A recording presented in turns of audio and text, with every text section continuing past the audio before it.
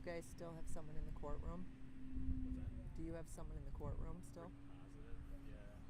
Not entirely sure, but I think he's probably still there. I haven't heard anything. Is that what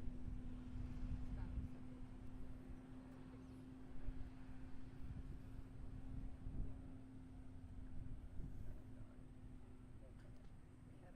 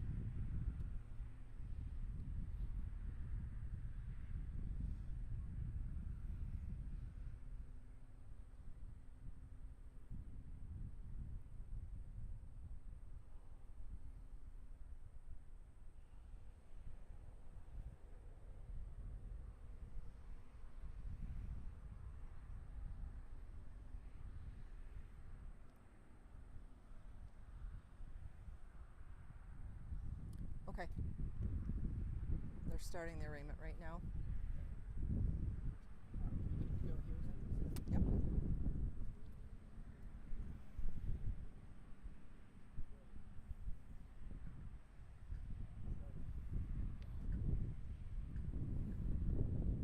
You guys all set? Yeah.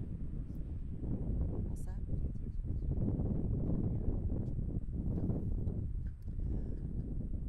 On behalf of the Michigan State Police Lakeview Post troopers and detectives, our hearts are broken on the loss of life and injuries that occurred on Tuesday night. We advocate for the families involved as well as members of the community and recognize that while our hearts are broken, we still have a job to do and a responsibility to make sure that every piece of evidence and every fact is brought to light. Yesterday afternoon, investigators secured a vehicle of interest from a residence in Montcalm County, which resulted in an arrest of the alleged driver involved in this tragic incident.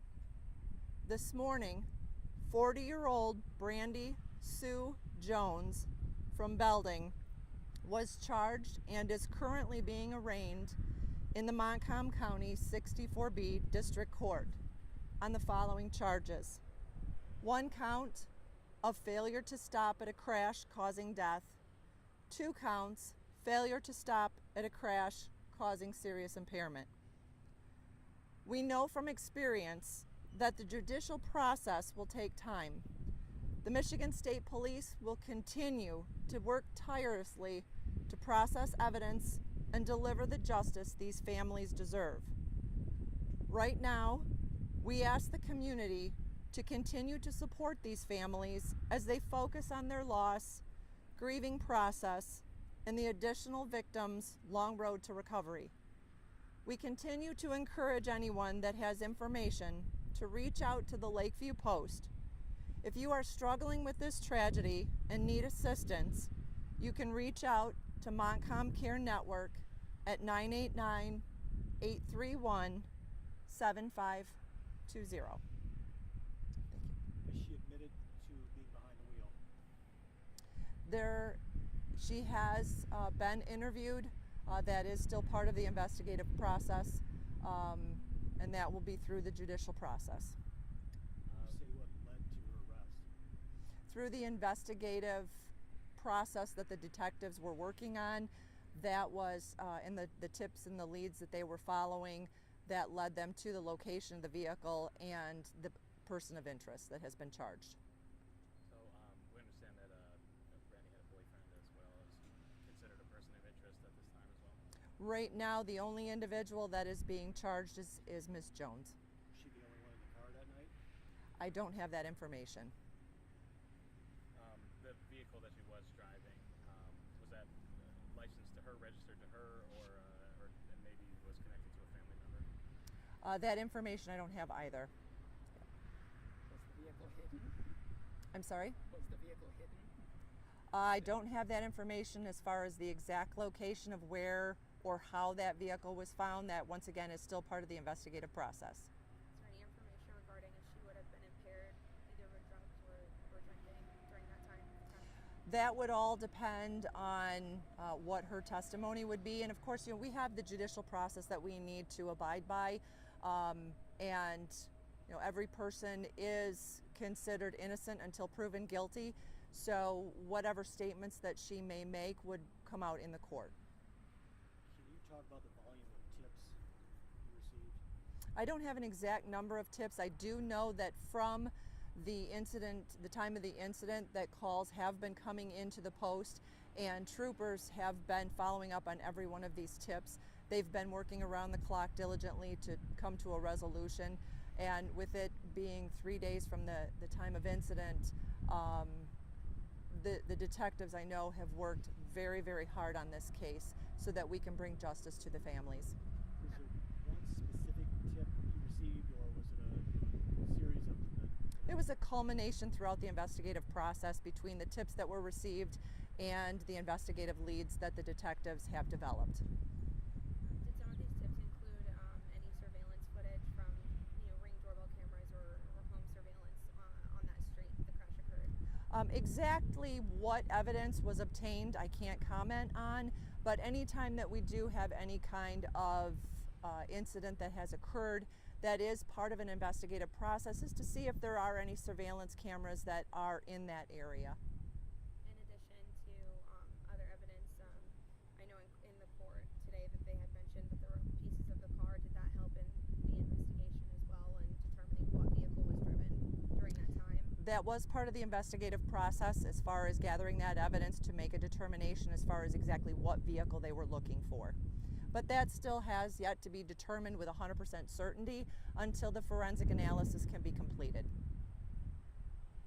So you talk about the tips that came in and community help. For you guys with the state police, what does it mean to get that help from the community in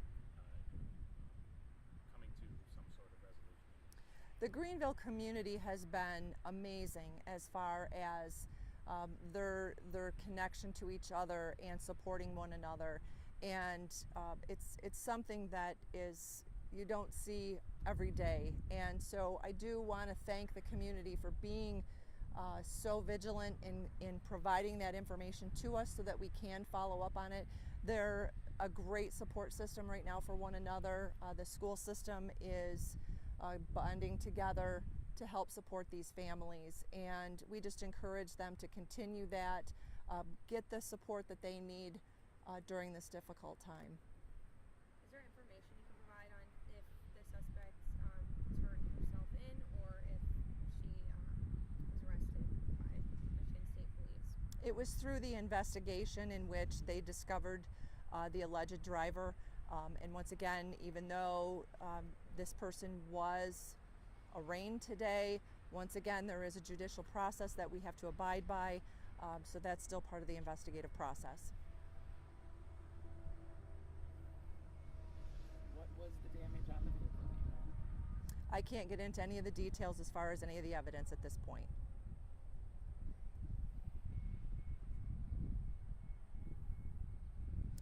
Thank you very much for coming out, and once again, our thoughts to the families and the communities involved.